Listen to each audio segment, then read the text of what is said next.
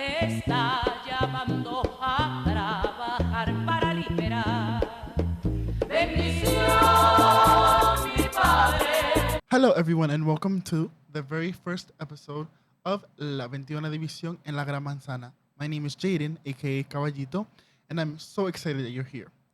This podcast is a space where we'll explore traditions, history, spirituality, and culture of the 21 Division. Whether you're completely new to the religion, you've heard about it through family, or simply just curious to learn more, this podcast is just for you. Today, we're going to answer some of the most 8 common questions asked about the 21 Division. I want to mention that all of these answers that I will be answering are based on my personal experience and what I've been taught. These traditions may vary from one spiritual household to another. Every lineage has its own customs, practices, so it's always important to respect those differences. With that being said, let's get started.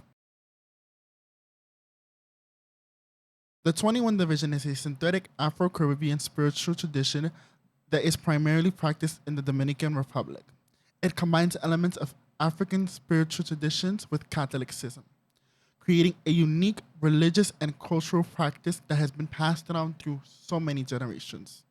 The religion centers around serving the Loas or Misterios, who guide, protect, and work with all of their devotos.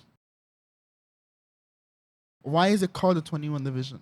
Many people wonder where this name comes from.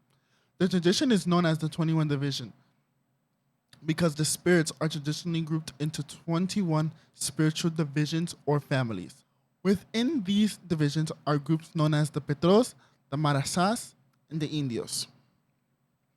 Each division has its own characteristics, personalities, and spiritual responsibilities, making every spirit unique in how they work with us. Why does the 21 Division include Catholic saints? This is probably one of the most common questions I've heard asked. The connection to Catholic saints goes back to the colonial period when enslaved African Americans were brought to the island of Hispaniola, which the Taino people called Quisqueya. They were forbidden from openly practicing their traditional religion. To preserve their belief, they associated certain Loas with Catholic saints. That is why we hear fellow Caballo de Misterios refer to the image of San Miguel as Bele Belcan or the image of Saint Anne, the Mother of Mary, as Anaïs Pie. So, to outsiders, it appeared that they were praying to Catholic saints, when privately they continued practicing and honoring their spiritual tradition. Over time, this blending became an important part of the religion. Can anyone receive the spirits of the 21 Division? Not necessarily. According to many practitioners and Caballo de Misterios and mediums, receiving or becoming possessed, mounted, or mortalse isn't something a person simply decides to do. It is believed that each spirit chooses who they want to work with. Everyone's spiritual path is different. Not every member of the religion is called to receive a misterio. Can I practice the 21 Division even if I don't receive spirits? Absolutely. Not everyone is meant to be a medium or a Caballo de Misterio, and that's perfectly fine. Many people are devotos, people who follow the religion, who love and respect and serve the spirits without receiving them. They pray, make offerings, practice in ceremonies, and live according to the teachings of the religion. Being a devoto doesn't mean you're any less important in the religion.